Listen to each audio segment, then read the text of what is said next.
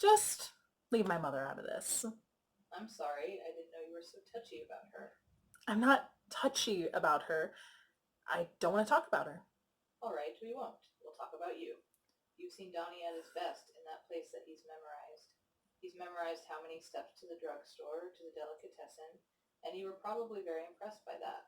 But I've seen him in strange surroundings. He didn't know I was watching, and I've seen him lost, I've seen him panic. He needs someone who will stay with him, and not just for 6 days. Stop worrying, Mrs. Baker.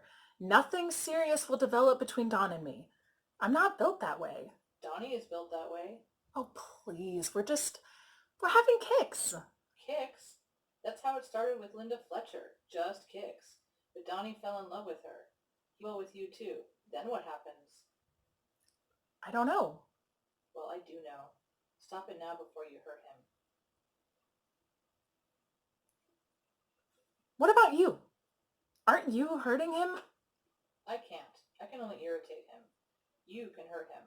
The longer you stay with him, the harder it will be when... Listen to me. Let him come home with me. You go have your kicks with someone who won't feel them when you leave. I'm not so sure you can't. Maybe more than anybody.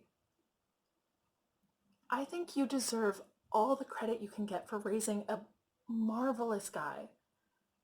But raising a son, even a blind one, is not a lifetime occupation. You don't know anything. The more you help him, the more you hurt him. You're always focusing on the negative, always what he needs, never what he wants, always what he can't do, never what he can. What about his music? Have you heard the songs he's written? I'll bet you didn't even know he writes songs. You might be dead right about me, Mrs. Baker.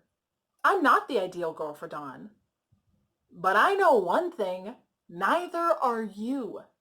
And if I'm going to tell anybody to go home, it's going to be you, Mrs. Baker. You go home.